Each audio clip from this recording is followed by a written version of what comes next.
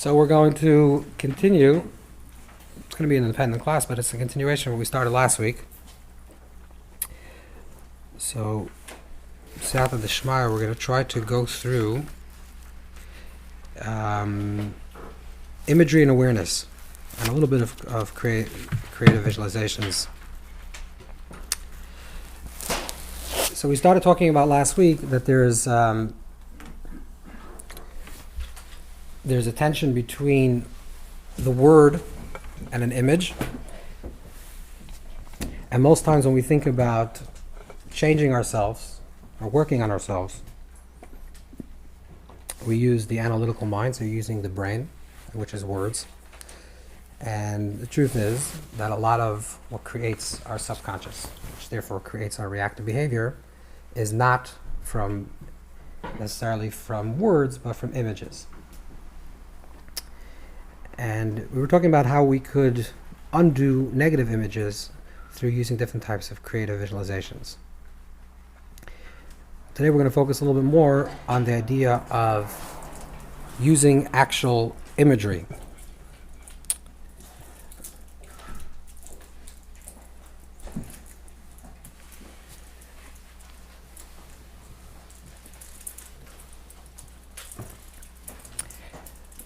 So how do we start? Okay, there's a lot to talk about. We'll start off with some basic, simple premises.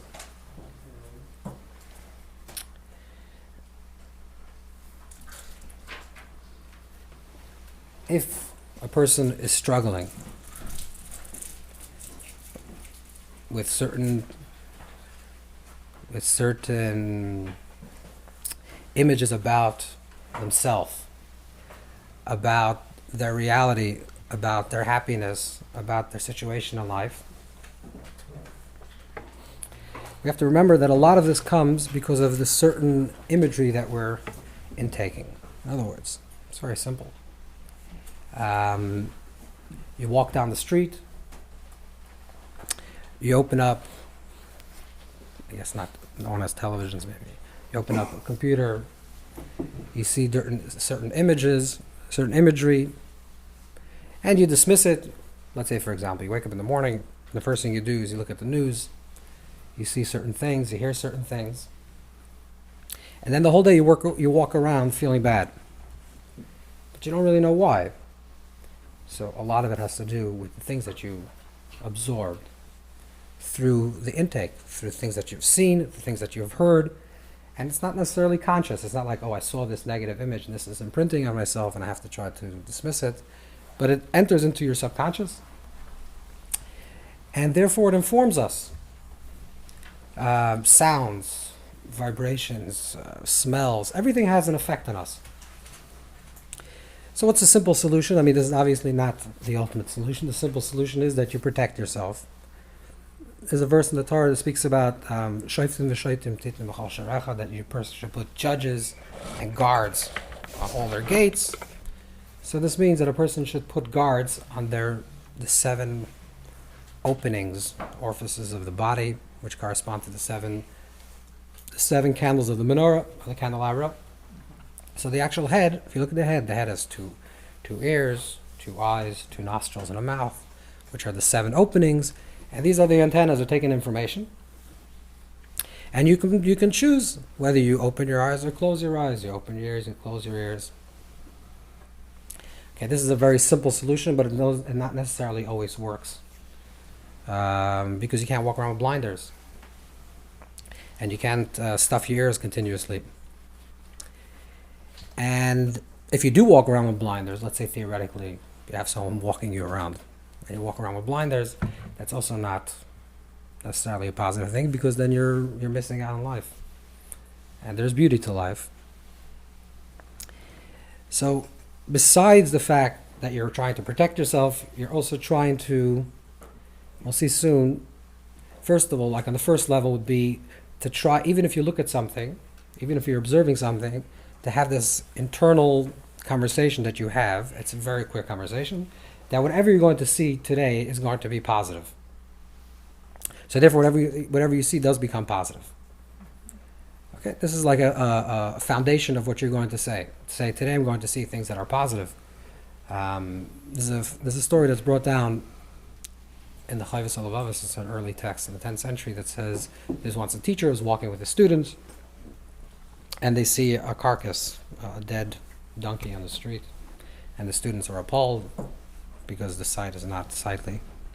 And the teacher says, "But did you notice that the donkey has beautiful teeth?"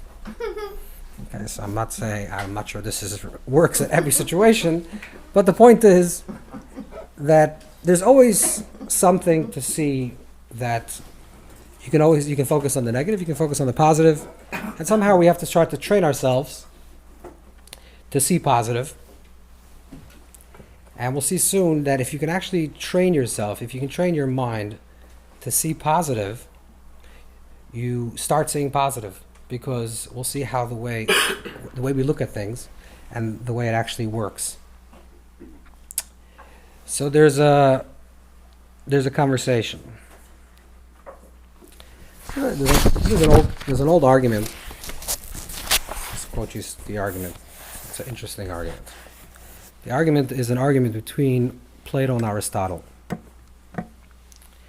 And it's brought down in the Shvili Emunah by Meir Davi and Shar Shamayim by the father of Ralbag and the Tzaddik HaKohen and Kohen Tzamimcha. It's brought down many places. This is the argument, how we see things. We'll see how this works. So there's an argument, how do you see things? Let's say I'm looking at this bottle of water that's in front of me. How do I actually see it? I'm not asking you how scientifically we understand it today, but imagine you lived a few thousand years ago and you weren't privy to this whole information. So how would you say, how do I see this bottle? So,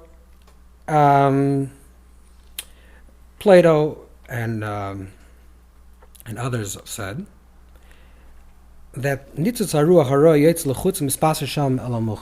what happens is basically the way you see things is that there is a spark that comes out of your eye,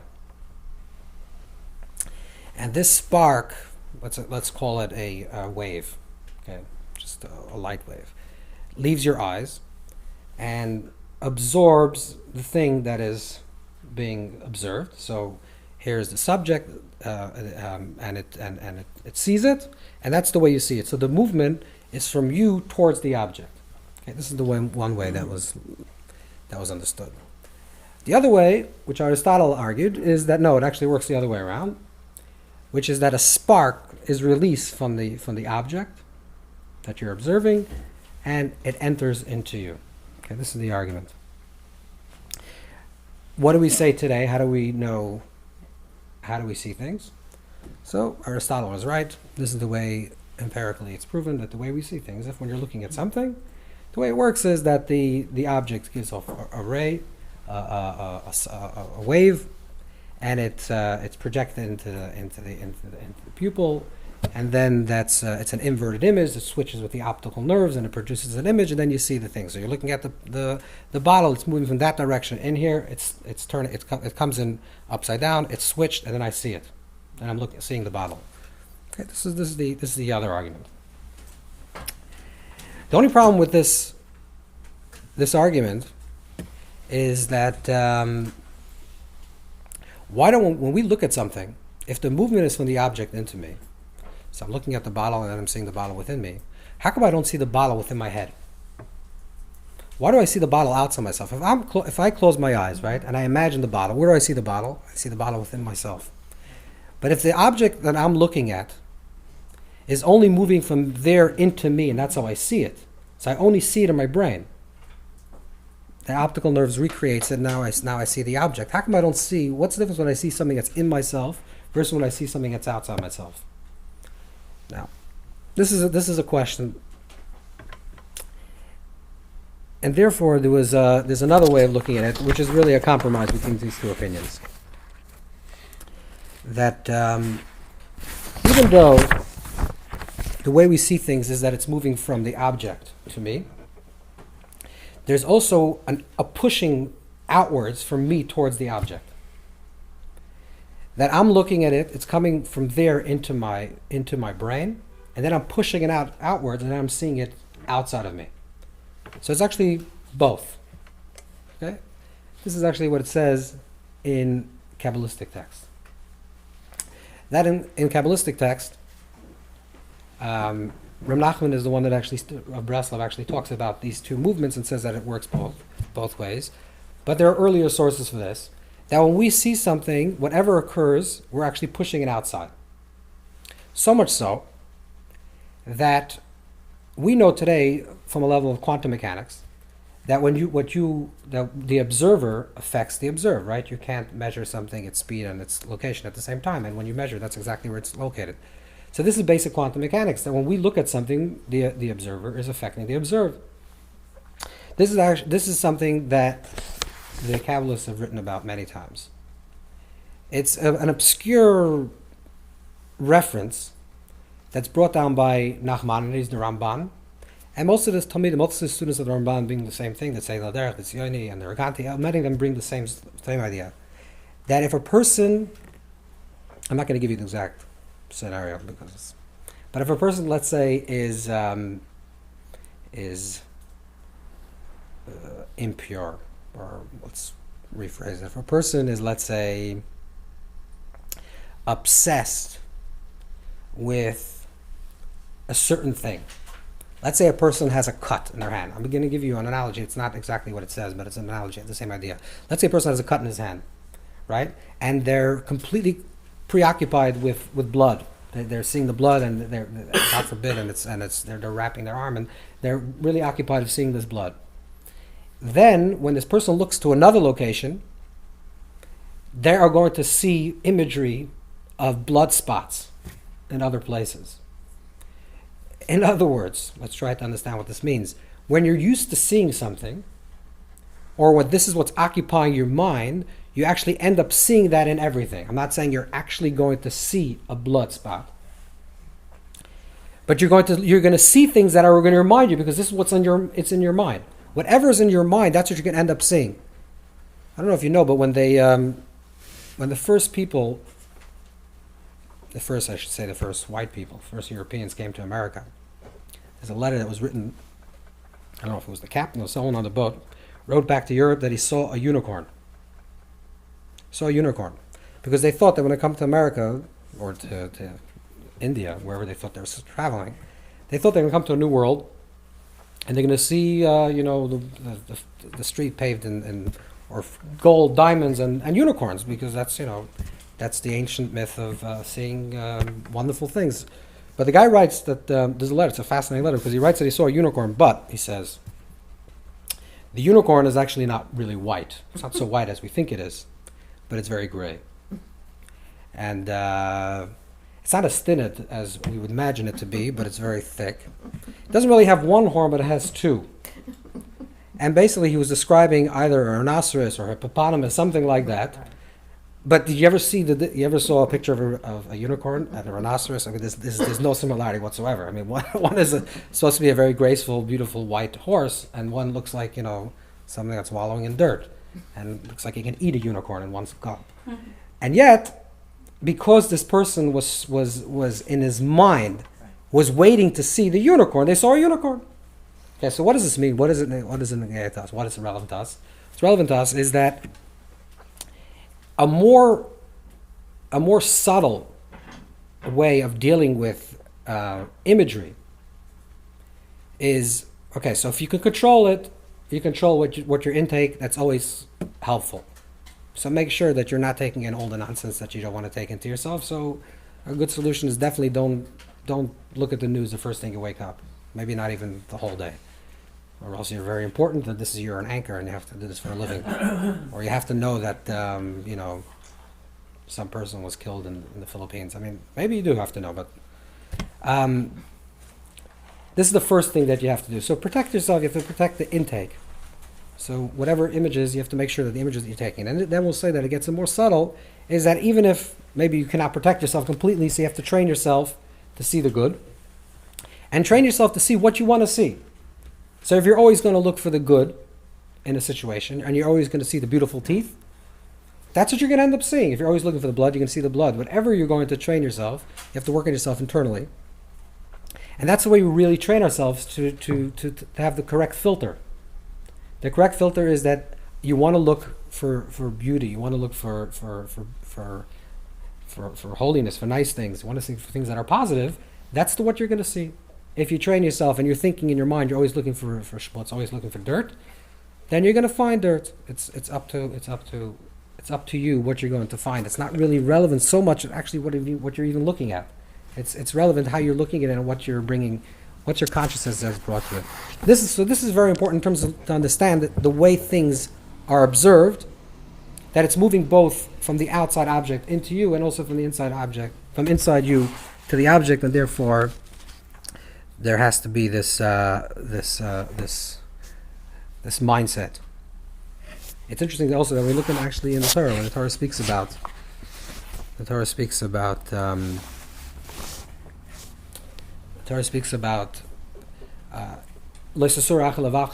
you shouldn't follow your hearts and your eyes.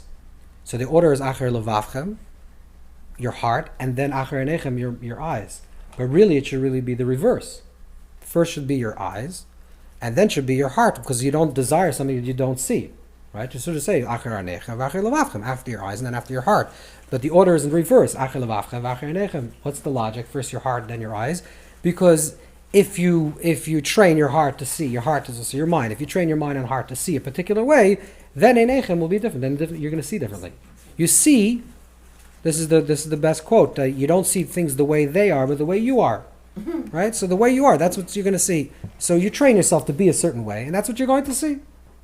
So this is what we have to work on in order, when we talk about imagery, to work on this idea of training ourselves to see the positive.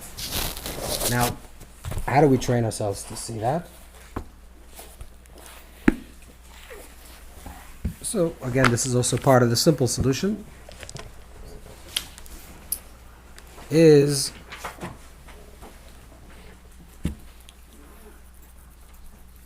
to be surrounded, is to create the positive imagery in your life.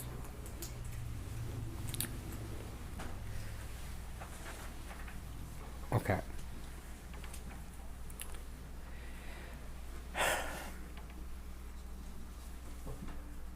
We'll read now from the Ramak, Moshe Cardavero. It's on the first page. I want to read you a little piece from the Ramak.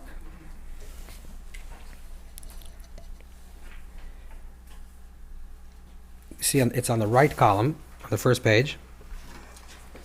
And we're going to talk soon what this is, but he talks about the Sfirot and the different attributes, and how each attribute has a different color. And he talks about what you should do with these colors. But he says that something is very important also, and then we'll go back to the beginning. He says like this: do not dismiss this idea,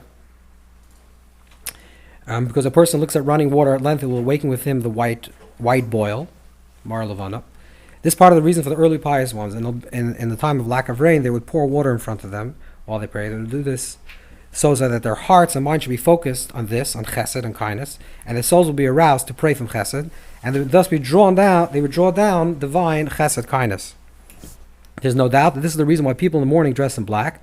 So they should be moved from the lack of light. They should move from the lack of light and darkness, which is dominant. Okay, so what he's saying is like this: that the colors, not only the imagery, the colors that we surround ourselves with. Let's say you're wearing red, or your room is red.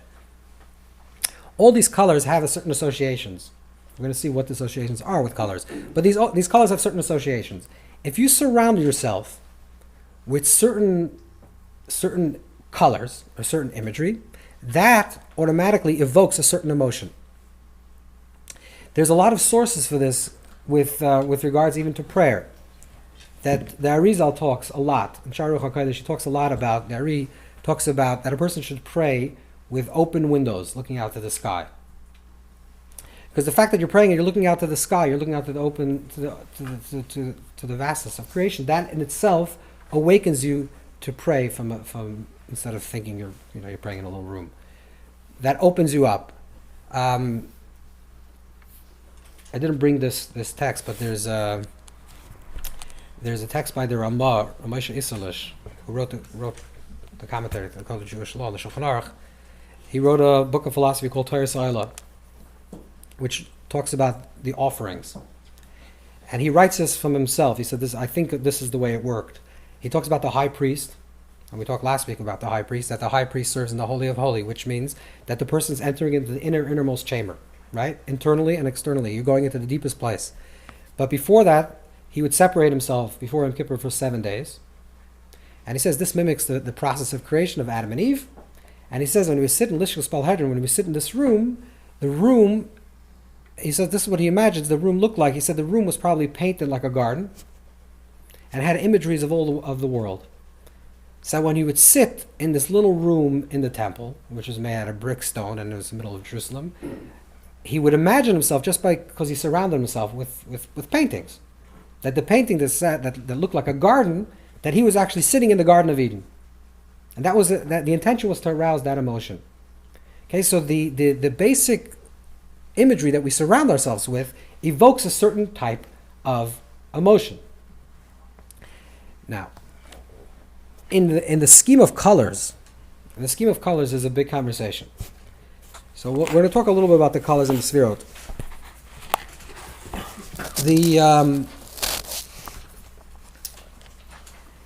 There are 10 basic Sfirot, 10 basic emanations. Starts off from Keter, Keser, all the way to Malchus. The earliest sources that speak about the Sfiros in colors is Sefer Yetzirah. Okay?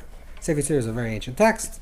We know that it was around at least 1,200 years, more, 1,900 years, or maybe even earlier. Abraham, a very, very old text is mentioned in the Talmud, an ancient text. Sefer Yetzirah talks about colors. And then the Ramak, Moshe Cardavera, which was living in the 15th century in Tzfat, who was the teacher, the Kabbalist teacher right before the Arizal, also talks about the Sfirot in colors, in terms of colors. But there's different colors. One talks about one sphere of this color, another one talks about a sphere of this color. So the first thing to understand is that we're not actually talking about that the spheres really have colors. These are divine emanations. We're going to explain what they are, but they're not actually colors. Colors is just a metaphor, an image, the way we relate to something. So let's say when we look at the color of red, what does the color of red evoke? What type of emotion does it arouse? For example, pink. We'll see from Kabbalistic sources that pink is a very masculine color. Now you're going to say, what do you mean? Pink is a very feminine color. But the truth is, it's socially conditioned.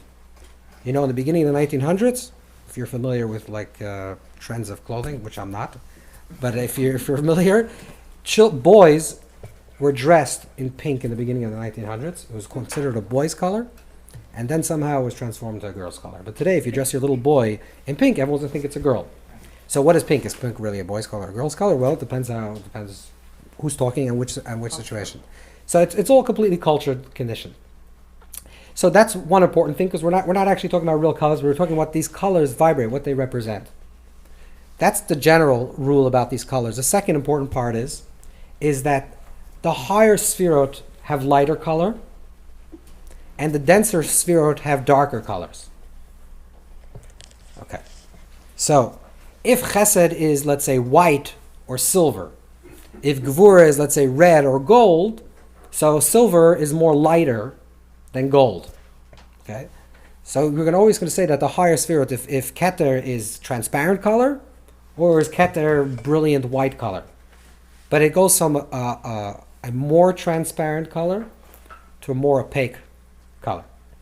Let's try to understand this. Okay, let's try to wrap our minds around what this idea means. Essentially, if you're not familiar with these words, so time at the end to ask questions, so make sure you keep the question. Essentially, there's the Ein Sof. Ein Sof means the infinite light. Infinite light is Or. Okay, Or is light. Light is undifferentiated. There's no separation. The Ein Sof, because it's infinite, there's no separation of the Or. Okay, this is the basic premise. Now, what is light? Light is always one, unified, yichud, connection, right? Openness, etc. When we look at this world, what do we see? We see separation. At least most times we're seeing separation. What are we seeing? We're seeing me, you, table, chair, time, space, consciousness. Everything is divided into compartmentalized, right? So we're seeing a world of separation. But everything begins, and everything essentially is the Or Ein Sof, the infinite light. But if it's all infinite light, which means one unified whole, why do we see separation? There's a long process, but in simple language. Before the Tzimtzum, after the Tzimtzum, how this works exactly, before the contraction, after. But there's a concept of vessels. What is a vessel? A vessel is the Sfirot. Okay, so there's a Kli. There's the Or, which is the light, and then the Kli. The Kli is the vessel. The vessel is the potential of finitude, the Koach HaGvul, the potential of finitude, which creates the illusion of separation of the Or. So I'll give you a simple example because we're talking about the Ramak. The Ramak gives a very simple example of this. He says, for example, if you have, clear water, and you take this clear water and you pour it into different cups. One cup is blue, one cup is yellow, one cup is green. If you look at the water from the outside, what is the color of the water? The color seems to be red or yellow or green. What is the actual color? If you're the water itself, you're colorless. Okay, so this is the most simple example of what's the difference between the Sfirot and the Or. The Or, the light of the Sfirot, which is the Koach HaGvul, the infinite potential, is one unified whole, colorless. It's always the same. What appears to be separation is the vessel. The vessel, because we're observing it. If you observe the vessel through the prism of kindness, of chesed, you're seeing it as white. If you're seeing it through gvura, you're seeing it as red. So the way you're perceiving that same light is through these particular vessels. So really the light of chesed could really be also within the light of gvura. There's the same light could be in both of them. It's just a matter of the vessel that you're perceiving that appears to one as red and one as blue. Okay? This is a very simple image. Let me give you even a more simple image in our day-to-day life. The difference between an experience that we'll say is light versus an experience that we say is vessel. Okay, what's the difference between light and vessel? We say the basic difference between light and vessel is that light is unified, one. It's Ein Sof, it's one. Vessel is Kli, which means separation. Okay. If light is one, vessel is separation. Let's say, for example, I'll give you a simple analogy. You're holding your baby, or your brother's baby, your sister's baby, or someone's baby. You're holding a little child. This little child weighs 20 pounds, but he's very cute, or she's very cute. And you're really feeling a deep connection between you and this child. So this child, the vessel of this child, which means the Kli, the vessel of this child is 20 pounds. That's the weight of the child. But here you're feeling a lot of light. What is light? Light is connection, right? That's yichud, unification. You're feeling one. You're feeling very close to this child. The more close you feel to the child, the less weight the child appears. So if you're holding your own child and it's 20 pounds and you're really in love with this child, it feels like 2 pounds. Okay, let's try to draw an analogy in the opposite. You're sitting on a plane and there's nowhere to go. You're stuck in your seat and there's nowhere to go. And as the plane is taking off, the person right next to you, let's just add some imagery. This person is very large. And the person is very tired. And as the plane is taking off, the person's head slowly drops on your shoulder. But you're not you're a nice person. Okay, you feel bad. The guy's probably really tired. So you just, shrug it off a little bit. But he gets up and then he falls back asleep and then he lands on your shoulder. But now he's also drooling. Okay? So now this is a whole nother situation where I don't know what the average head weighs, but let's assume it weighs 20 pounds for argument's sake. This 20 head now feels like a boulder of 1,000 pounds. Why? Because he feels zero connection to this person. Right? What ends if it's your child lying on your shoulder and drooling? It's, so what? You'll drool, you'll wipe it out, big deal. Okay. So what's the difference? The difference is between light and vessel. This is an analogy.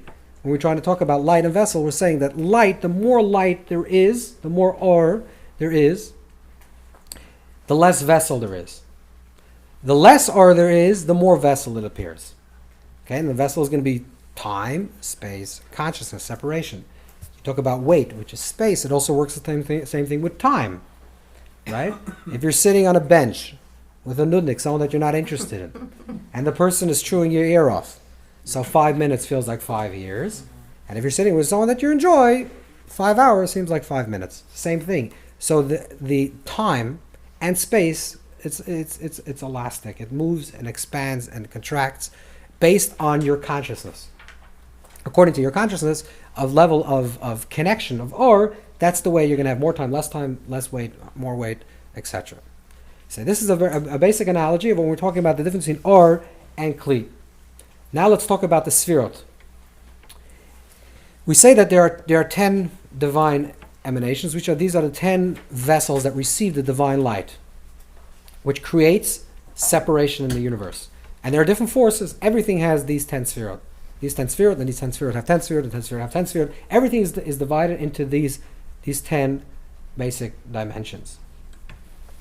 So these are these 10 vibrations, if you will. Maybe related to string theory, but probably not. Something about these 10 vibrations, that it's connected to the 10 movements, the 10 realities, the way we can observe the world, which is the first one, and this is the highest, is Keter. Keter is divine desire, which is reflected when a person is completely in touch with, when we talk about the divine emanation of Keter, of Keser, it's talking about a person is completely in touch with his divine or her divine purpose, which is a very high level to be, right? Because most of the times we're doing things that we're doing in our life, but who can honestly say at every time in my life, I know 100% that I'm doing what I'm meant to be specifically doing in this world? This is a very big madrega. This is a very big level. We know in general what we're supposed to be doing, but to know specifically at every moment that you're doing the exact right thing, you're fulfilling your total talents and fully expressing your full soul potential at every moment. It says even the Baal Shem Tov, before he passed away, he said, "Now I realize that I expressed my life fully, that I achieved it." But which means that he's suggesting that before that he wasn't sure, which is, how can you say that? Baal Shem Tov? But the idea is that a person can live their whole life, and you're doing more or less the things. And this is a lot of the practices of mitzvot. A lot of things that we do is to bring down Keter into our life. Let's say to bring down an inspiration of what is desired of us in specific, which means in specific means because we have this body, we're living in this time, these are our friends, this is our life, so what are we supposed to be doing in our specific reality that we're in? And every situation in our life is meant to be the content. The context of that situation is always exactly the way it should be, and we have to make sure that we fill the content correctly. But the context is what's divinely created, so therefore we have to make sure that context that we're in, are we totally accessing it and totally fulfilling this purpose? This is the divine desire. This is Keter. So when a person understands Keter, so you're sensing more light than vessel, right? More unification with your ultimate purpose. So there's an integration between yourself and your higher purpose and your meaning. And it gets lower and lower.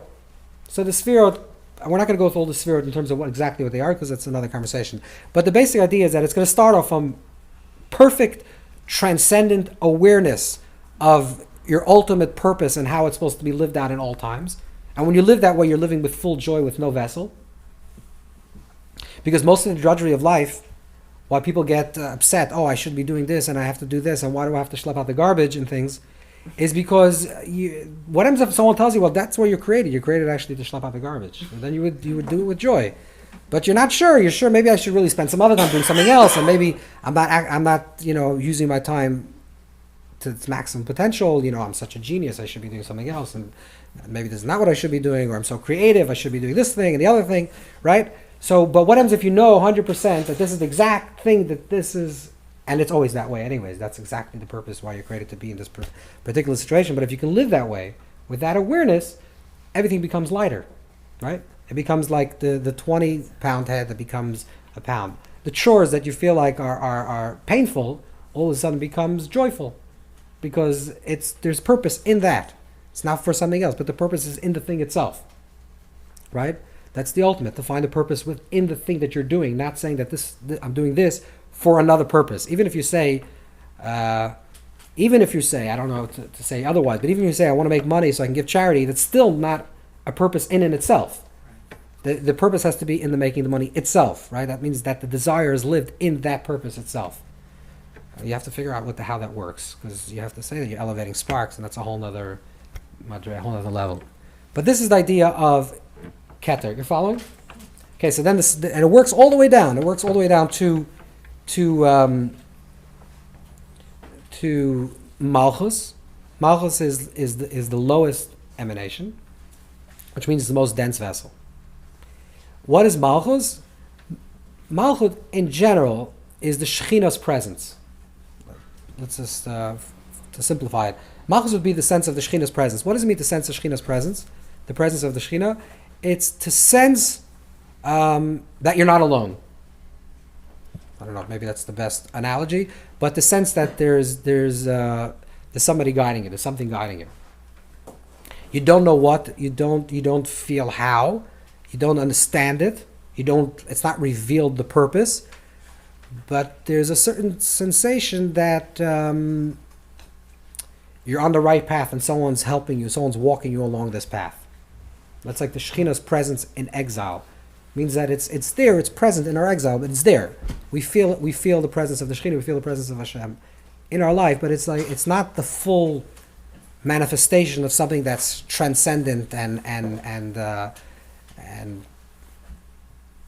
supernatural. It's very subtle, very present. That's why a lot of the imagery is of the Shekhinah is the feminine. Okay, so let's think about this in terms of the Sefirot, in terms of their colors. So if we say that the highest color is the most transparent, which means that you're seeing more light, less vessel, what would be the darkest color? So the darkest color is not necessarily black, because black is not necessarily a color. It could be the absence of color, it could be an inclusion of all colors, but it's a very, very dark blue. It's called Tichla. Tichla is the color of the sky when there's no stars. It's like a very, very dark blue. I don't know how to say this, but a very dark blue. I don't know what a very, very dark blue, but it's some type of color. It's called a very dark blue. There's probably some fancy word in English. So you go outside and you see this very dark blue. That is the color of the presence of the Shekhinah. What this means is like this, that if transparent colors represent higher Sefirot, which means more connected to light, the more opaque the vessel, the less you're going to see light. So we had this imagery of these cups, right? So let's say you have a clear cup. One is a clear cup. One is a cup that has a tinge of white. One's a cup that has a little red. One's a little pink, right? So the cup that's clear, you're going to see right away the light. You're going to see straight through the cup. So there's a vessel, but you can see straight through the cup. The cup that's very opaque, which is very dark, which is going to be this dark blue, is the cup that you can't see through. Okay, but you do see that there's still some light.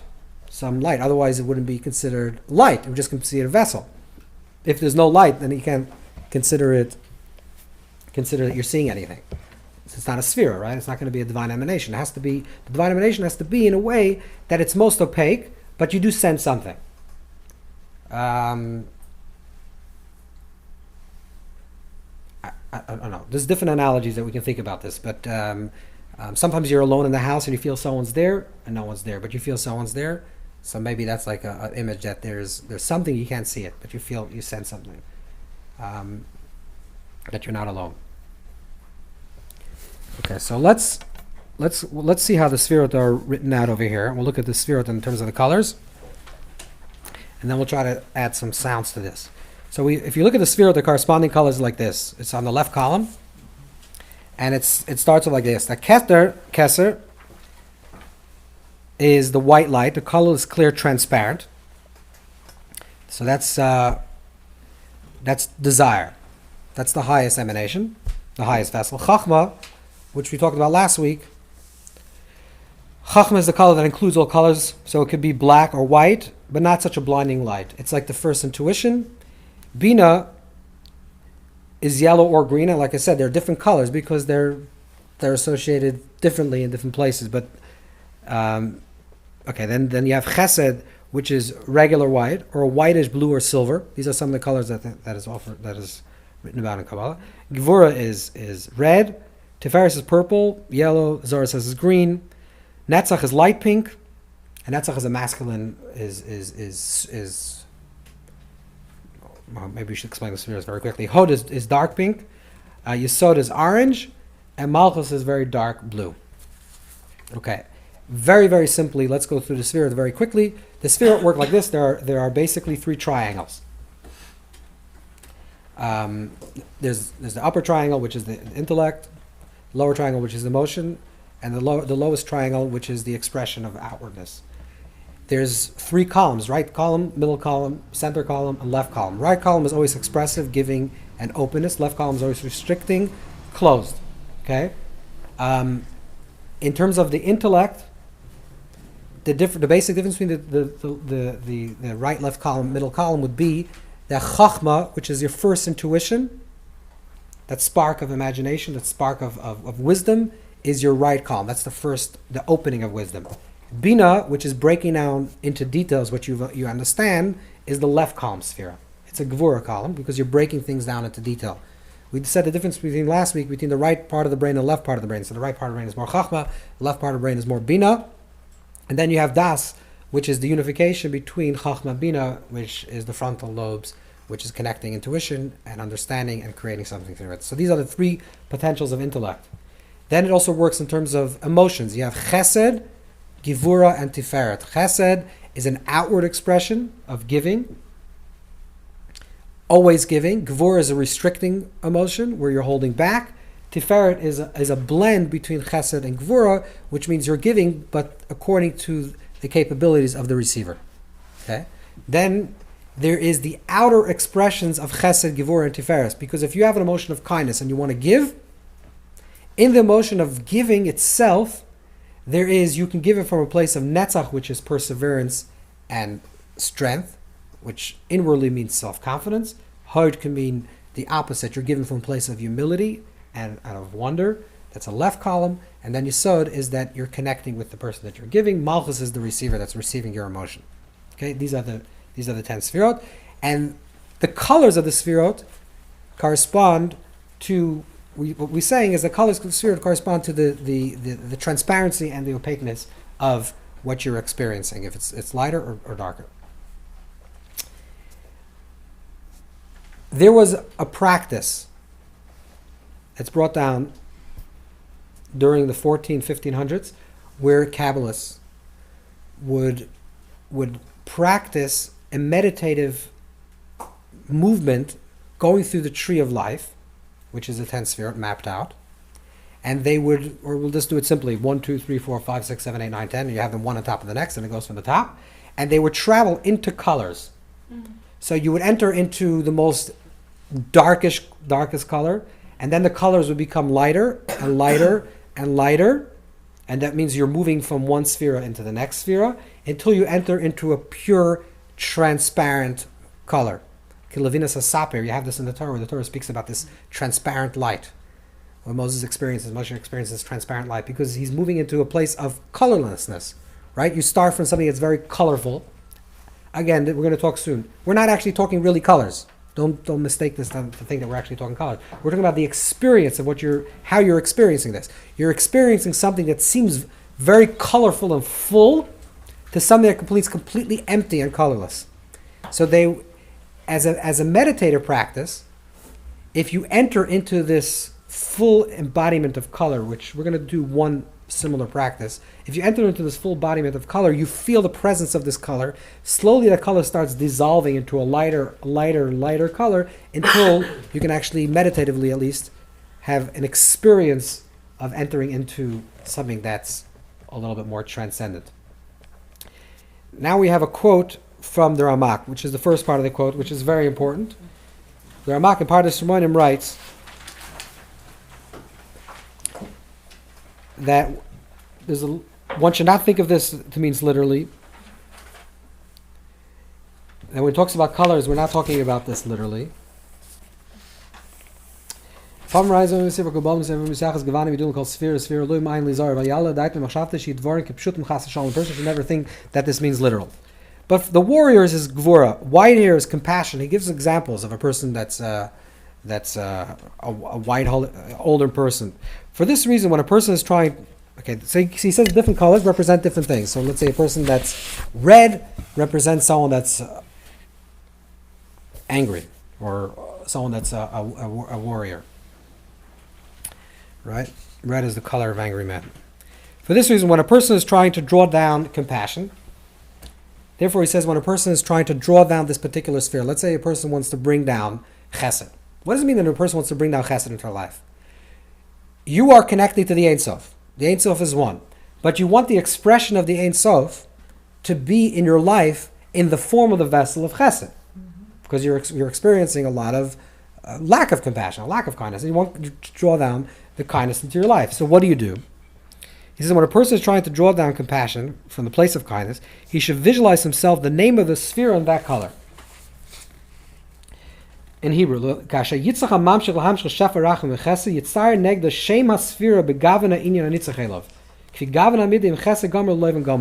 that a person should visualize the words, the letters chesed, in a white color. And then if a person needs to draw down, and he needs to do an act that needs a lot of power, gvura, he should dress in red garments. And he should meditate on the name of Hashem, the four letters of the name of Hashem, in the color of red. When he needs chesed and compassion, he should garb himself in white. So, that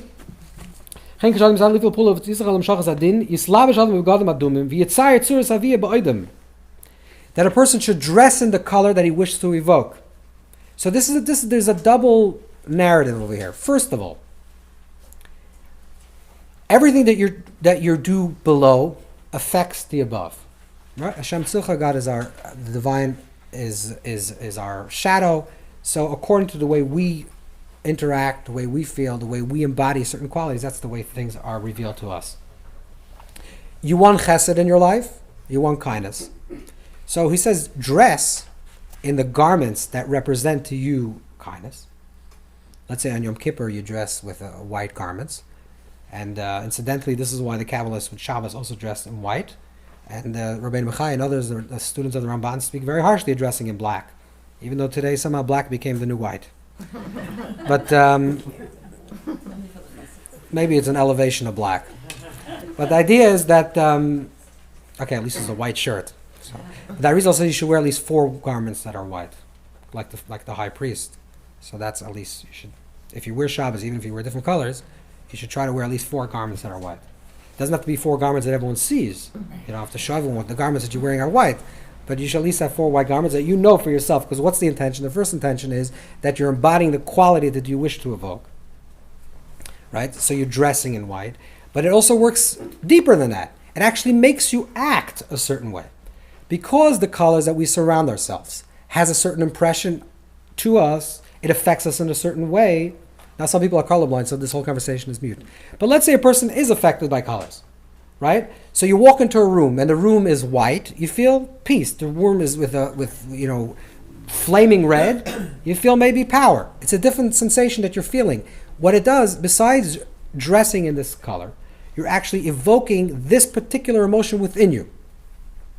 When we talk about the 13 attributes of mercy, you know the 13 attributes of mercy? Familiar? You have to speak about the 13 attributes of mercy. So there's a big conversation between early Kabbalists. So what is the intention? Are you just supposed to recite these attributes of mercy, or are you supposed to embody these attributes of mercy? And the Ramak, which is writing the same, he wrote another text called Tomer Devar, which he says that you're supposed to embody these qualities. If you want to bring down a lot of compassion, you have to be tremendously compassionate. You have to open yourself up to what you want to receive, but you have to be that person that you want to become and what you want to receive. So if you want compassion in your life, you have to be compassionate to other people. Right? But how do we evoke and how do we create compassion for ourselves? So he says one of the ways to do it is to actually surround yourself in the colors that would evoke that particular emotion.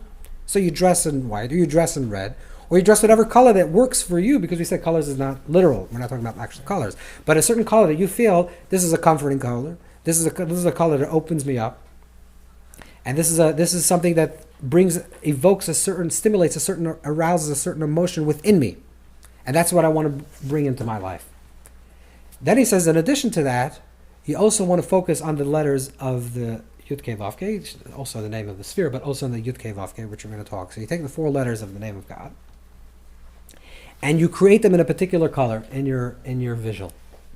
And we're going to see soon, this is a very important Kabbalistic practice of Shivisi Hashem Leneg. It's something that we're going to actually put the letters of the Yud Kei Vav Kei in front of our eyes. But how do you visualize these letters? So you visualize with different colors. You can visualize them in white fire and red fire and snowy mountains, we're going to see soon.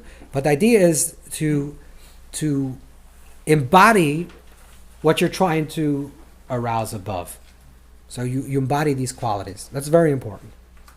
Surround yourself with these things. Again, it goes back to the original conversation, which is that the intake of information that we're taking around us. If you're hearing negative things and you're listening to negative music and whatever, and you're constantly stimulated in a negative way, then you say, why am I feeling, not compassionate, or why am I not feeling holy? Why am I not feeling good? Well, because of all these things that you took into yourself. Okay, then you say, but it's impossible to protect yourself. So then we went to the other thing that's all about subtle awareness, right? That it's about changing your mindset, and then always your filter, you're changing your filters, that you have positive filters. So whatever you're seeing, you're always seeing the white teeth, you're always seeing the goodness. This is one thing. The other thing is that the sfirot also are connected with sounds.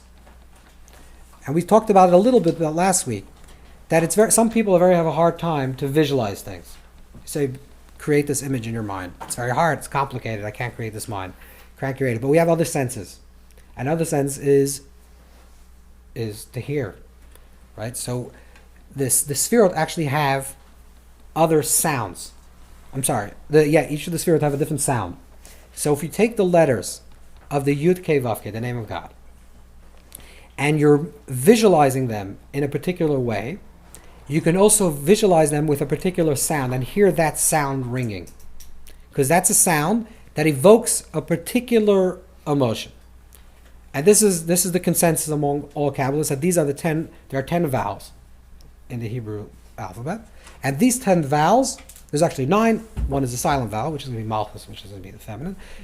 But there are 9 vowels, and these 9 vowels correspond to the Sefirot. So let's look at them. The first one it's on the right column, on the bottom. Sound of the visual, the 10 Sefirot and the 10 sounds. So Keser, Kametz, is the A sound. So it's a letter that have a comments underneath. A sound is quite Pichum Ledaber, that's Keter, it's very high, and it's the sound of Keter. Ah. The second sound of Chachma, which is intuition, is A. Bina, which is understanding, is A. Tzere. Chesed, which is kindness, is E. Gvura, which is restriction, is U. Tiferes is Chaylam, which is I. Netzach, which is perseverance, is E. Hod, which is humility, is U. Yesod is another form of U. And Malchus has no sound. Okay. This is what it says in Kabbalistic sources. And I don't have a good source for this, but if you just chant these sounds, a lot of sources in Kabbalah talk about the sounds in terms of the formations of the vowels. If it's an open vowel, a closed vowel, dots, and they represent different expressions. But vowels are actually meant to be heard, right? That's the vowel. A vowel is a sound. So, forgive me if this doesn't make any sense, but this is what I think, that actually the vowels, at least in America, maybe if we lived in a different country, it would work differently. The vowels actually are related to the Sefirot in terms of their sound as well. For example, when you have a new idea, what do you say? Ah. It's very simple. So what's the sound of Chachma? Is Ah. Right? What's the sound of Bina, of understanding? Bina understanding is A. Okay, I don't know if it works so well, but A is a little more than Ah. Ah is the first initial, like, wow. Ah, A, Ah, A. Okay, I think that's a little bit Bina that you're already understanding it. Chesed is eh. And the reason why chesed is eh, because it's an outward expression. Eh, right? It's an out breath, which means that it's a right column, it's a movement outwards. If you contrast that to the gevura sound, what's the gevura sound? How do you say You take an inhale, right? Right.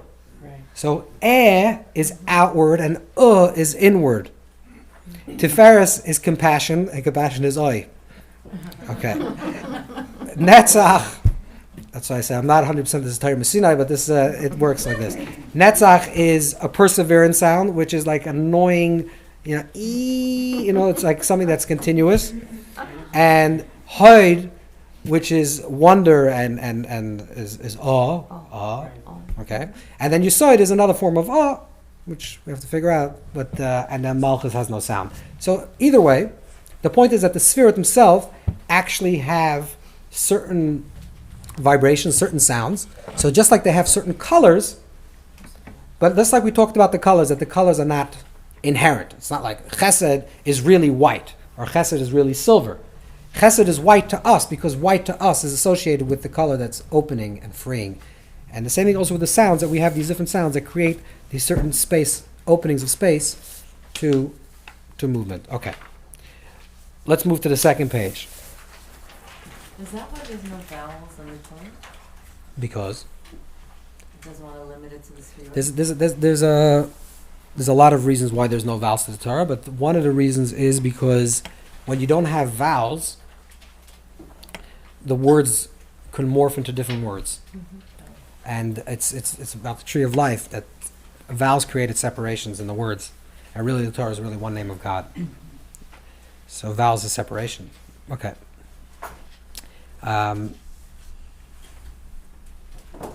There's a tradition, I'm not going to get into it, but there's a tradition from the students of the Ramban as well to read verses in the Torah not the way we actually read them. So to read words differently, with different vowels.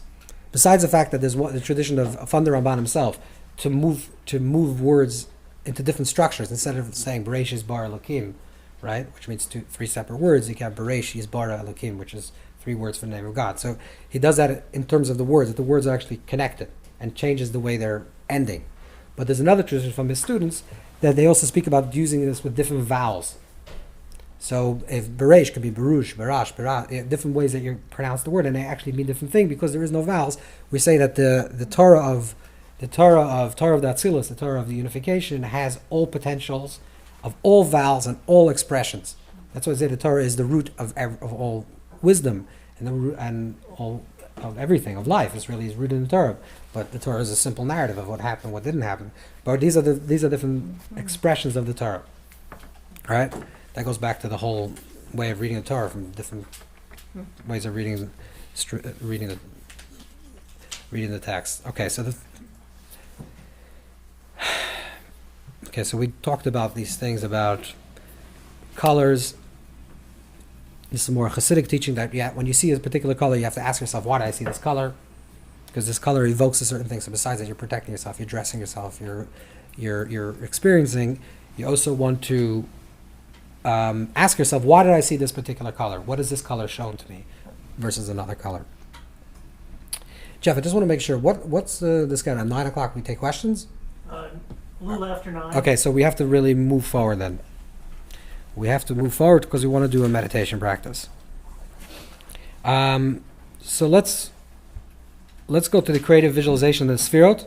So one was to climb the Sefirot. So you're moving in terms of the colors and the sounds, which we're not going to do. The other one is to sit in the cube.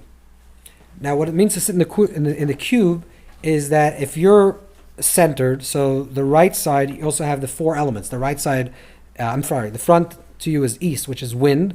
The back, which is ruach. The back is offer, west is earth. To the right is water, and to the left is aish, which is fire. So you have the 4 elements. You have wind, earth, water, and fire. So wind to the front, the back is earth, the right is water, the left is fire. So you have also chesed, gevura, tiferet, which is going to correspond to wind, and to the back you have yesod.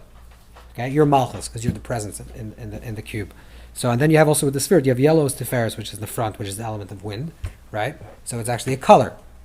And then you have white, which is chesed to the right, which is the element of water. Red is gvur with left, which is the element of fire. Orange is yesod back, the element of earth. And blue is malchus in your center. So if you want to do this as a meditation in terms of to surround yourself, to be present within the presence of the divine cube, as it were, right? And the divine presence, to sense the divine presence, you can actually do this with all these colors. Instead of schematically moving on the sphere one to the next, which we said is a meditative practice, which you're starting from a more opaque color, more transparent color, but you're actually doing is you're sitting in a particular space, and you become aware of the right space, which is water, of chesed, of kindness. So you walk, we're not going to do this practice, but you walk into a space that has a certain sensation of rushing water, like we mentioned from the Ramak, and you feel yourself in the presence of chesed. It's a white space. You visualize the name Yud Kei Vav Kei in carved in white. Then you walk into the red space, which is fire. You walk into that room. Also Yud Kei Vav Kei, you're dressed in red, and you enter into the place of red. Then you walk into the place of yellow, which is Tiferes. Then you walk into the back, which is orange, which is Yesod, right? And then you're sitting in the center of the cube. That's another meditative practice, but we're going to have to hold this off for another one. There is below, above, but we're not going to do that. Because above and below, then you're moving different direction. We just want to be centered. Your above would be the malchus that's right above you, right? Because the 10 sefirot, are you following? The 10 sefirot is always 10 within 10 within 10 within 10. So if you're the malchus here, and this is your cube, what's right above your head? Malchus, right? So this is what it comes from the Zohar, which is another meditative practice. The Zohar talks about, it says, "Achacham eina b'rosheh," that the wise man, the verse says that the wise man or the wise woman has their mind upon their head. So the Zohar says, "V'chibarnash," there are other people that don't have their eyes. I'm sorry, it says that Chacham eina b'rosheh. The wise man, his eyes are in his head.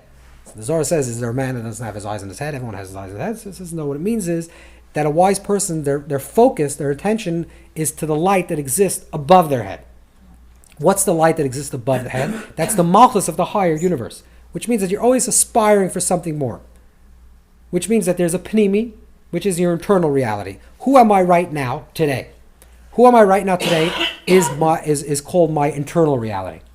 My makif, my surrounding energy, is who I want to become tomorrow. Right? If your makif of today is not your pnimi for tomorrow, then you haven't lived. Right? We always have to move from our pnimi reality into our makif. We're always aspiring to be that makif, that potential, that transcendent. The moment we live that transcendent, it becomes our internal. Then tomorrow we have a new aspiration. Right? So there's a continuous movement from the pnimi to the makif, the pnimi to the makif, which means that you're always moving into the malchus. The malchus is the external, and it comes to pnimi, then you're going higher. Okay. This is the progress. So you're doing the malchus. This practice, we'll just read this very quickly, is brought down by Eliezer Iskari, which is one of the Kabbalists that lived in the 1500s, which is to meditate on this particular light that exists above the head. So basically, if you read in the left column, the early Hasidim who settle 1 hour and pray, and explain it, it means that they would redirect their thoughts from the world and attach their thoughts to the master of everything, may even any less, in great awe and love. For 9 hours they would discontinue their study and dedicate time to the work of meditation, and they would imagine the light of the Shekhinah, the light reflecting the dark blue cover, hovering above their heads. And above it, as it were, the light is flowing downwards and infusing their entire space surrounding them, and they would sit in the light and they would tremble and be joyous in their tremble. So you're bringing down the potential into the actual, right? That's your aspiration, it becomes your reality. So the Shekhinah's presence, you're sitting in it, now your makif is your pnimi, now you're working on a higher makif. Okay, so you're actually doing this as a meditative practice in terms of progressing and moving forward. Okay. Now we're going to move into a meditation. Okay, this is the meditation. There's, it's multi-layered. So there are three levels of this practice. And there are actually 3 separate practices. We're going to put them all together. The first practice is a very simple practice that the Ari brings down, which has to do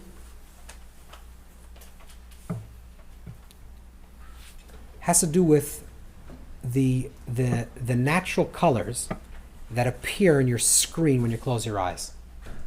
Okay? When you close your eyes, there's a certain color configuration that appears on the screen of your vision. What are the colors? So you can have basically a very dark color, and then you can have a very light color and everything in between. The Arizal talks about a person that sees the black color, or very dark, is still a person that's in the world of Asiya, very physical. A person that sees pure, brilliant white colors is a person that's spiritual and transcendent, and he's the world of Atzilus. And then he says there are two other colors, which is red and white. So it goes from black, red, white, brilliant red. Okay, I mean brilliant white. Okay, brilliant white. So it goes from darkest to lightest. So again, it's the same idea we're talking about is that you're going from a dark color to a light color. What's the intention of this practice? He says if you want to know where you're holding in your life, you want to know have you evolved, are you moving forward? He says close your eyes and see what the screen is. Now it comes with a very important condition. The condition is as follows. If you're not familiar if you never practiced this before, and you close your eyes and you see black, you're going to say, okay, I'm a terrible person. What's going on with me? Okay, maybe you don't see any colors. Maybe this is the natural color. It only means if you're used to seeing a particular color. Let's say every time you close your eyes, and of course if you don't shine a light, or you're not standing in the sun, or you're not in a dark place, but you're in the same light that you experienced yesterday, 2 days ago. And then one day you close your eyes, you just close your eyes for a few moments, and all of a sudden this very dark color appears. Okay, then you know there's something troublesome on a level of Asiya. You have to work something out, which means something physical is lurking, and you have to work on something physical. If you see a very a red color, then you know something on an emotional level has to be worked out. If you see something on a white color, you know something on a mental level. And you see something very transparent, something on a spiritual level. But the condition is that you have to be certain that it's not just the lighting today. It's not because you're tired. It's not because you've never seen this color. But this is, you normally see this color, and all of a sudden today, another color is coming. So therefore, there's something to be careful about. Okay, that's the first thing. And that's a separate meditation, a separate practice. We just close your eyes, and you become aware of the inner screen that's appearing in front of your eyes, what the colors are. There's another dimension to this, which is connected to the four letters, the Yud, the Hey, and the Vav, and the Hey, the four letters of the name of God. The verse says, Shavisi Hashem leneg desamid, that I place the name of Hashem in front of me at all times, which means literally, according to the Arizal, the Be'er Heitev brings down that the idea is literally that you actually carve the letters Yud, Hey, and a Vav and a Hey in front of your eyes, that when you close your eyes, you can actually visualize these four letters. So Yud to the right, then to the left, a Hey, then a Vav, and a Hey. We don't have time to get into this, but Reb Chaim Vital talks about this, about in Shari Kedusha, the fourth part, he talks about where you see this, you see every letter kamar har echad betzir lav and kashelik. You see every letter like the Yud shaped like a huge mountain of white snow. And then the carved letter, I mean, you really need to have a good imagination. You carve this beautiful hay from this mountain of snow. And then you have a hay, and then you create a vav, and then you create a hay, and then you actually bring the four letters together and you create a tzirif of the Yud Kei Vav Kei, these four mountains. Or they're carved out in the ground. But you actually visualize to see these four letters. Are you familiar with these four letters are? You familiar? Okay. So you do these four letters, the Yud, the Hey, and the Vav. Yud is basically, Yud is a dot, in case you want to write it down. Yud is a dot, and Vav is a line. That's the simple one. And a Hey is a line on top, and then there's a horizontal line downwards, and then a suspended line, another suspended line. So there's three lines. The left line is suspended. That's a Hey. It's very simple: a dot, a line, and three lines. Okay, that's a Yud, a Hey, and a Vav.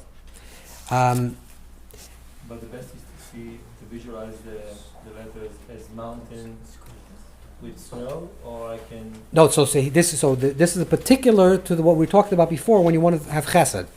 Remember, so chesed was color is white. So you want to visualize it white. The reason why he talks about a mountain, he also talks about a crater.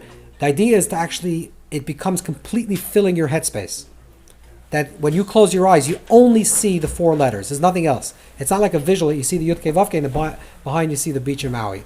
You're only seeing the yud, the hey, and the vav and the hey. But then there has to be a background or else they disappear. No, these are letters, the snow. There's Yeah. big mountains. Okay, and the And background. snow. Just empty white space. So in the snow there is. That's correct. That's the idea. We're not going to do that. We're not going to do that because we're going to do something else. But that's the technique. I want to see it like in green. You could do it. You could. That's what we said from the Ramak. Ramak said, right, that if, according to the sphere that you want to evoke, you want to create those letters in that color, right? Remember we talked about before. So green would be the color of Tiferet, right? Which is not kindness, which is compassion. So you want to create green. You would dress in green, imagine yourself in green, and you would visualize the Yud Kei Vav Kei in the letter green. Same idea. So we're just using an example. The third meditation practice is when you take the letters Yud Kei Vav Kei, and as you're carving these letters or creating these letters, it may be that you're going to have difficulties with a particular letter. So let's say it's very easy for you to create the Yud. And again, it has to come with the same condition that what we said before. This is, let's say it's very easy for you to create these four letters. You can close your eyes in one moment and all of a sudden these four letters can appear. But today you're having difficulty. You're having a hard time creating the Yud or the Hey, the Vav and the Hey. So the Arizal says that depending on the letter that you're having trouble to create, that reflects that there's a particular damage to that letter within you. Okay, so he says like this. The point on top of the Yud represents your will, your desire, basically your belief system. The Yud represents your intuition, your wisdom. You have this in this chart.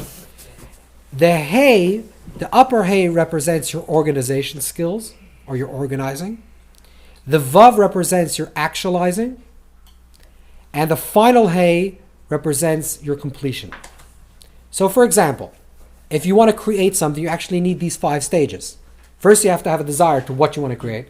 Then you have a certain intuition how you're going to create it, right? Then you develop the idea of exactly how you're going to go about creating. Let's say I want to have this desire to paint, right? Then I have this intuition that I want this painting to be this.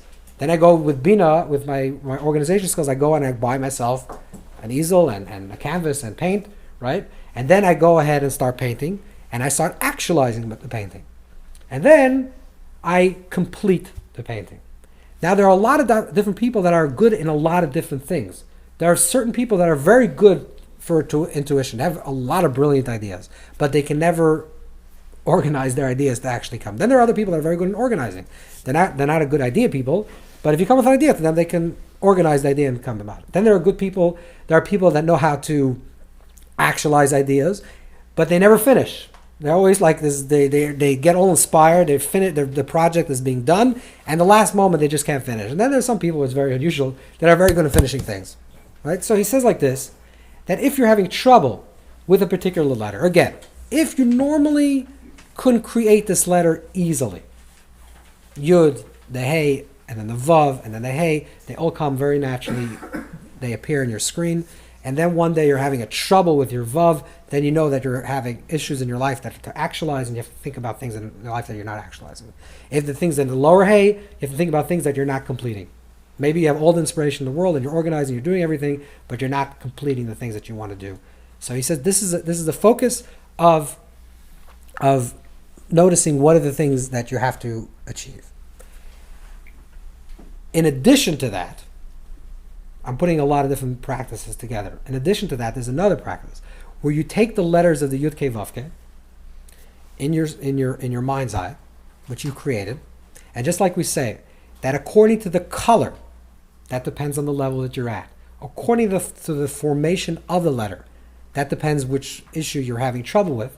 There's another thing that you do, is you take these 4 letters and you actually pass them over your body. So you have the Yud Kei Vav Kei and you move them across your body. You move from your head, then you move to your shoulders, and you just move the 4 letters across your body. If you are very proficient in doing this, and it's a practice that you know how to do, and one day you're having trouble with your left arm, and it's not moving correctly over your left arm, that's indicative that you're having trouble physically on your left arm. And you should go visit a physician with your left arm. Again, this is a very high level of practice, and you have to be on a certain level, but it is a practice where you move the Yud Kei Vav Kei over your body, And then you can actually even do this projected onto somebody else. You can visualize the Yud Kei Vav Kei and project it over a person that even though the person's not even standing there, you can move it over their body and you can tell, again, if you're on a level of a tzaddik at least, or some inspired level, that you can tell where that person's body part is actually dysfunctioning because you're moving that Yud Kei Vav Kei over the body. So what we're going to try to do now, very quickly because we're running out of time, is we're going to try to do all these practices as one.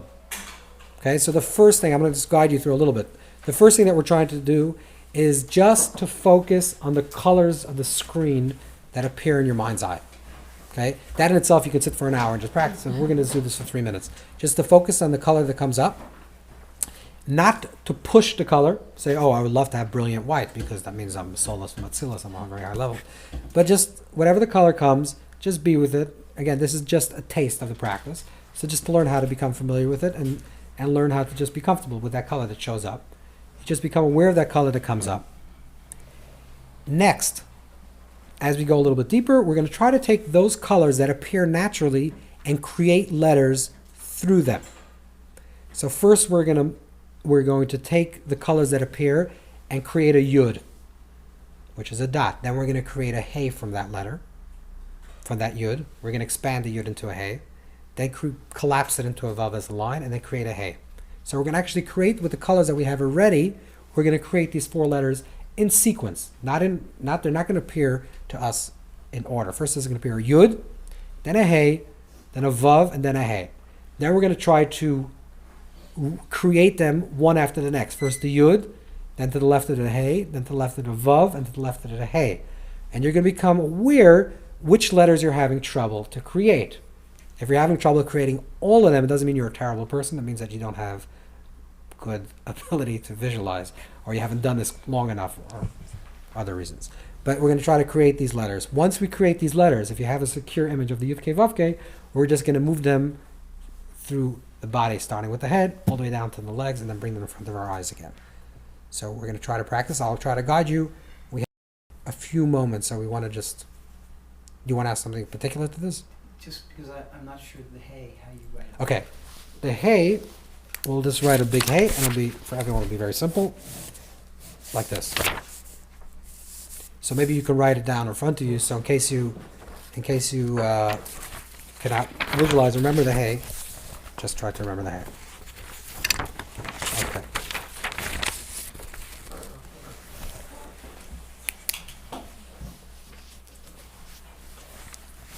So if you could just gently relax for a moment.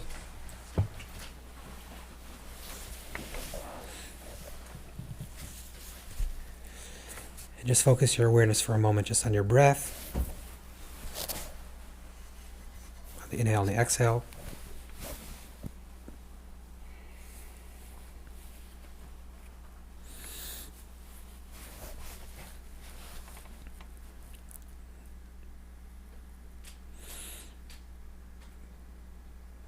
And at this time, just try to simply gaze your inner screen that fills the space, the colors and the images. As you take notice of the imagery and the patterns of light, just focus on the color, what the color is appearing. Is it a harsh color, a dark color, a softer color? Don't try to push it. Just let it happen on its own.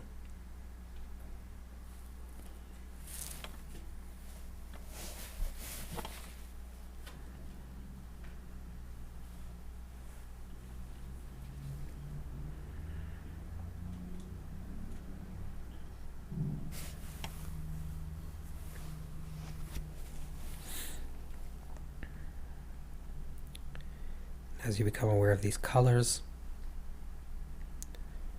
try to take these natural colors that arises in your inner screen and slowly create into a ball of fire whatever image comes up, the letter Yud, which is a dot, small Yud.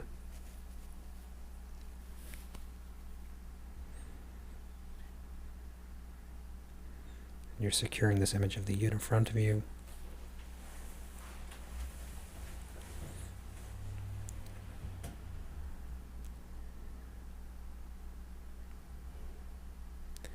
Then gently let the yud fade. Slowly a hey emerges, which is a horizontal and a vertical line, and a suspended left vertical line. It's filling your entire screen. All you see is the letter hey,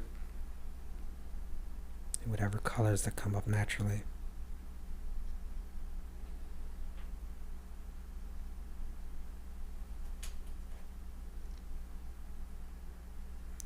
Slowly the hay is collapsing and turns into a vav, into a line.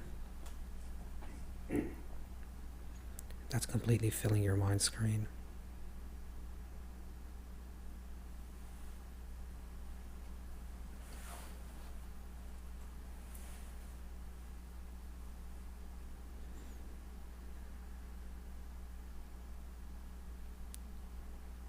Now the vav fades. Now the final hay appears. You focus your awareness on the hay.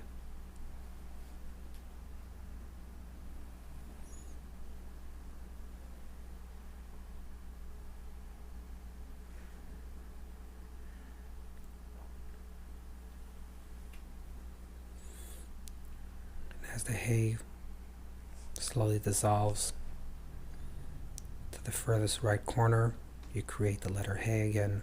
The letter yud.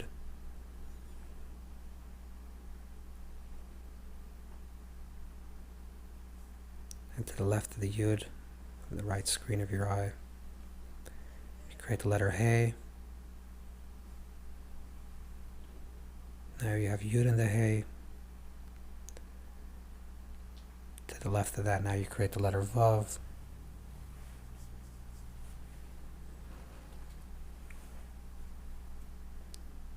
To the left of now you carve and you create the letter hey. And now you have the four letters in front of you, the yud, the hey, and the vav and the hey. And you can see them from right to left.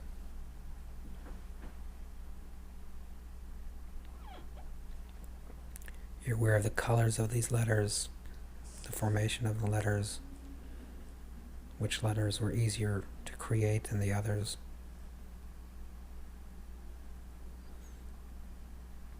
The point above the yud is your desire, your belief system. The yud is your intuition. The first hey is your organizing principles. The vav is actualizing. The final hey is completion. You notice which letters appear clearly, which letters don't appear clearly.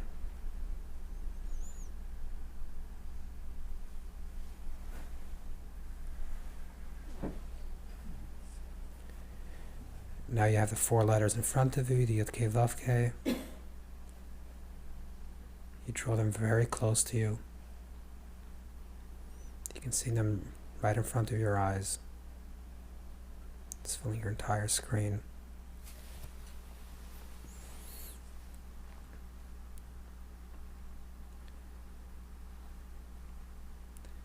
You slowly move this set of the Yud Kei Vav Kei to the crown of your head.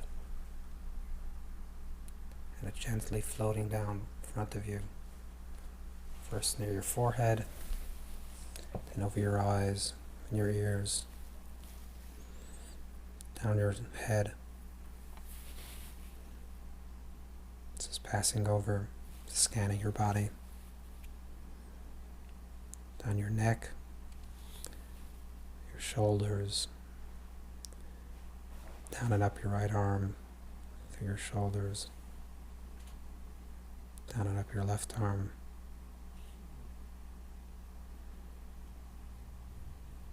Slowly moving in front of your torso, the upper part of your body to the lower part of your body.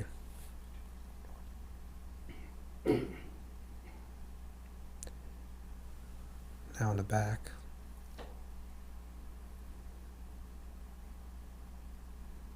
Slowly moving down to the lower part of your body, to your hips, to your legs, to your feet.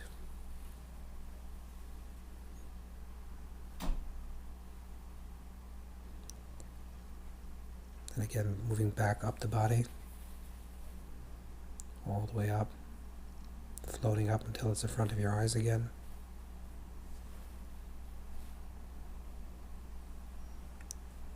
Just filling the screen of your vision. All you see is the Yud, the Hey, and the Vav, and the Hey, the sacred name of God.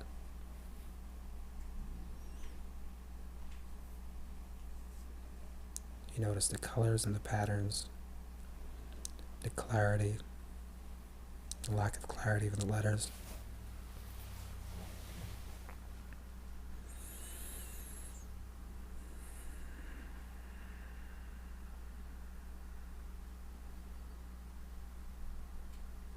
Deep breath. Maybe open your eyes.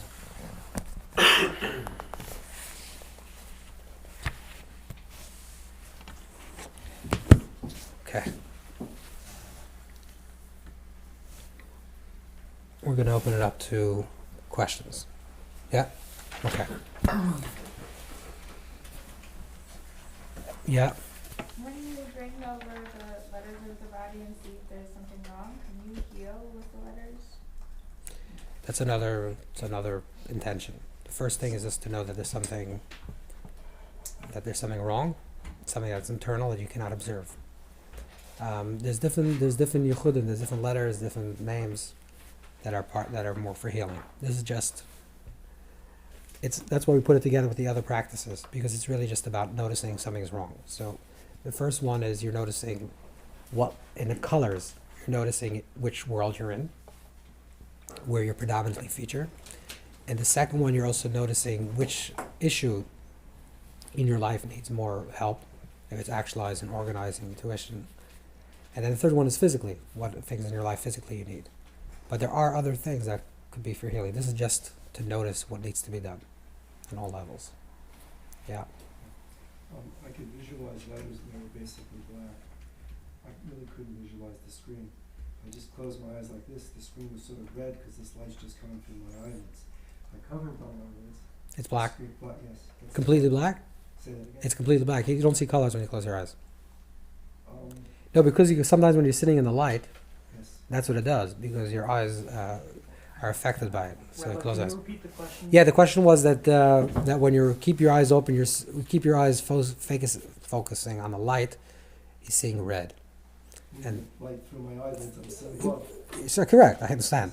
And then when you close the eyes, you're seeing black. So that's why I said the main thing is you have to do this in a natural setting, and without light shining in your eyes or not. Otherwise, you can't tell.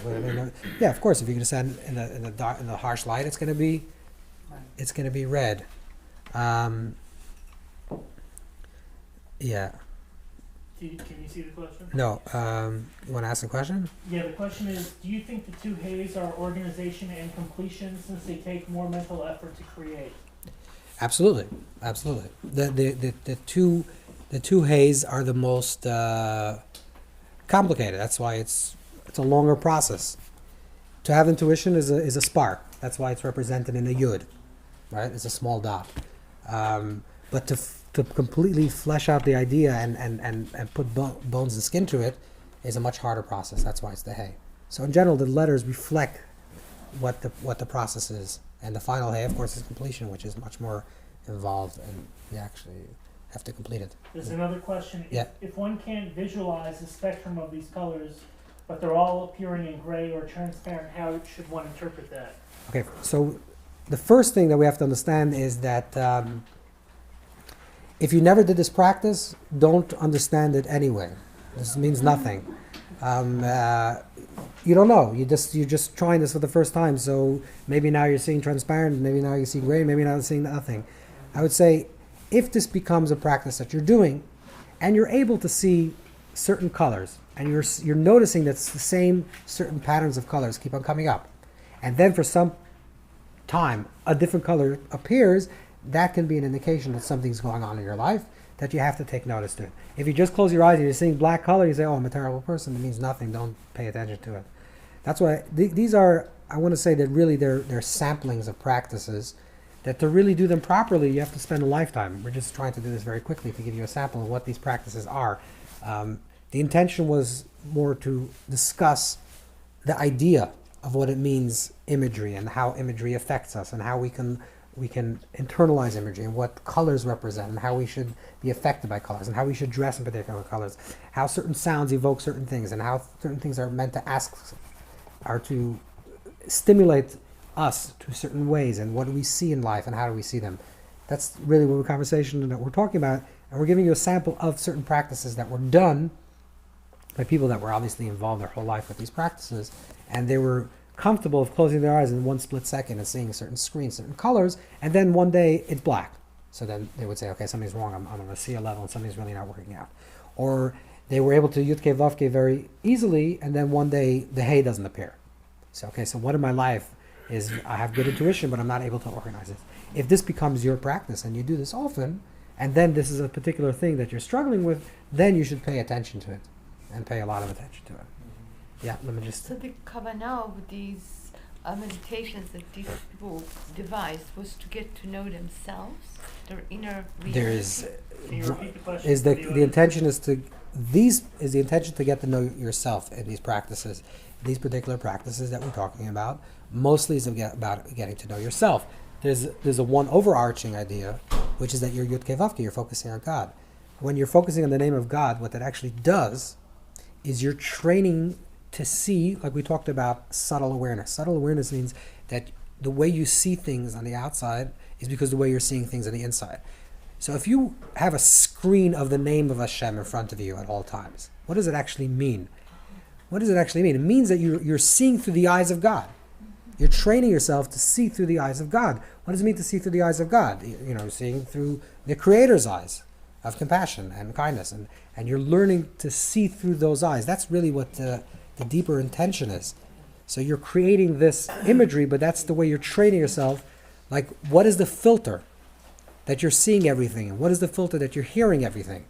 You're refining that filter. You're making sure that even things that you do see and you do hear, you're seeing the positive, you're seeing the good, you're seeing life. So like in this commandment, and you keep it as a sign between your eyes and in front of your eyes. And All times.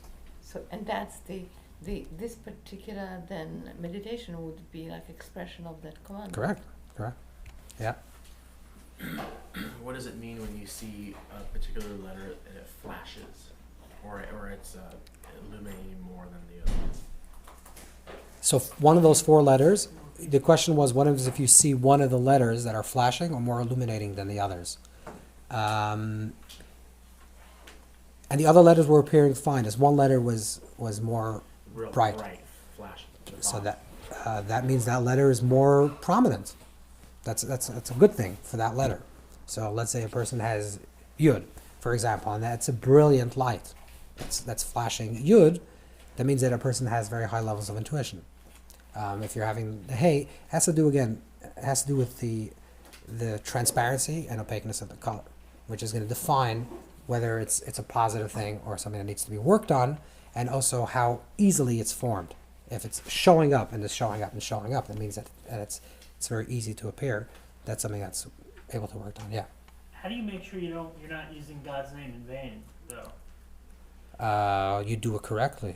The way we practice, you're not doing it in vain. You're doing it for in positive intention. Yeah.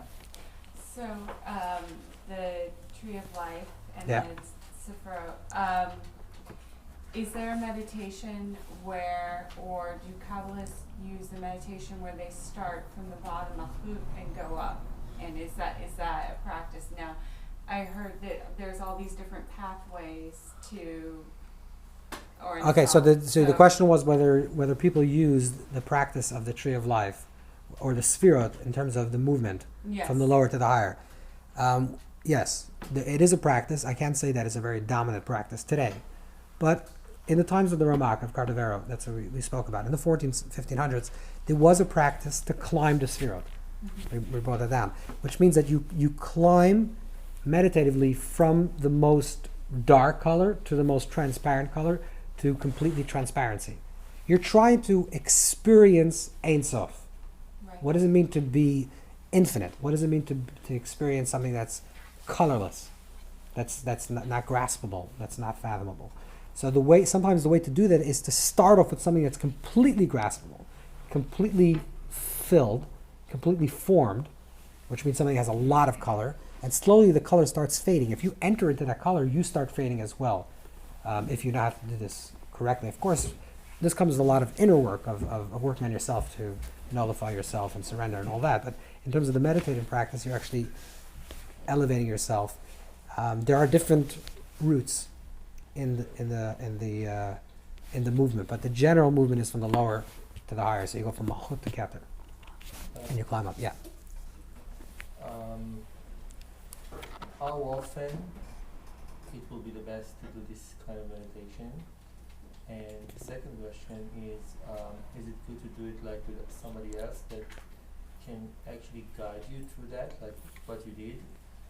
And what about adding some music into that? These are very good questions. So the first question was, how often should it be done? Is it good to do with somebody else to guide you? And can you add music? So I would say like that. The first issue is, I would say at least once a day. At least once a day. Some people prefer to do this in the morning. Let's say if you pray before prayer or sometime in the morning and before you go to sleep. Because that covers your whole day. It's basically becomes the foundation of your day. There's a teaching from the Baal Shem Tov and from others that speak about the first thoughts that a person has, the first words that a person speaks. You know, if a person wakes up in the morning and says, "Oh, I'm gonna have a terrible day," you're gonna have a terrible day. This is the foundation of your day. But if you wake up and say, "Modani, thank God I'm awake and I'm gonna have a great day today," you will have a good day. Right? If you wake up in the morning and it's raining and you turn around and you say this is going to be a terrible day. So the foundation of your day is your mindset and your words and your action. How are you going to start the day? So this is a good intention to start your day this way. Say this is my foundation of my day. This is what I'm building on. The same thing also before you retire to go to sleep. It's also, this is the foundation of your dream state. You're entering into that realm with this foundation. So I would say, twice a day. If you can't do it twice a day, at least in the morning. Try to do this in the morning. In regards to having somebody else, it's always good to do it with somebody else if the person doesn't distract you. If this person is helpful for you and is able to remain quiet or to do it with you and toward of guiding you, it's always helpful, at least in the initial practices, until you become very familiar with doing this, that you know how to enter and exit these processes. Otherwise, it can be a little bit complicated. You can enter into a state and you don't know how to exit it, and it's not comfortable, and you don't. So you have to know how to navigate a little bit. So it's helpful to have somebody that could guide you. The third question was regards to sound. I think sound, especially for a person that's not visual or someone that visualizations is not sufficient enough to hold their attention. Because when you're going to do a visualization, your mind's going to wander someplace else. The more you stimulate your senses, the better the practice will become. So if you can add sound or smells, for example, right? So let's say you want to do this practice, you want to do it in a garden because it smells nicely, and you want to do it with nice music because it plays nice, and then you're actually you're involved more in your senses, and therefore there'll be less distractions. Some people are very easy. Some people can do this without any of the senses. They can enter into a meditative state, into a visual meditative state, and they can just block out all noise and all sound, and they're fine. But some people need that extra stimulation. We talked before a little bit. That's why we brought that in, the idea of the Ramak, which he quotes the different vowels, where he talks about the different sounds, that the spheros have different sounds, right? We said the oi sound is for tiferes, and the u sound is for yesod, right? And the different sounds. The intention with that is to show you that sometimes if you want to connect, let's say chesed, and you want to kindness, and you want to yudke vavke, and you want to meditate in the form of white, and dress in white, or be in a white space and enter into a chesed space, sometimes you can also add the sound of chesed, which is the S sound. And if you want to sound like gvura, it's a sound. So you actually add sounds. If you can create music that's consistent with these sounds, then it'll be helpful to the practice. Yeah. We have time for maybe one more question. Okay, one more. Who did that? Yeah, Jimmy. Are there any mantras that go along with this? This is for another conversation. There's many, and that's a whole nother conversation. How we use sound as a Kabbalistic practice. There's tens, and they're different for different intentions and different things to do. But we just wanted to focus on the visual. So that's the end of the story, and good night. Thank you.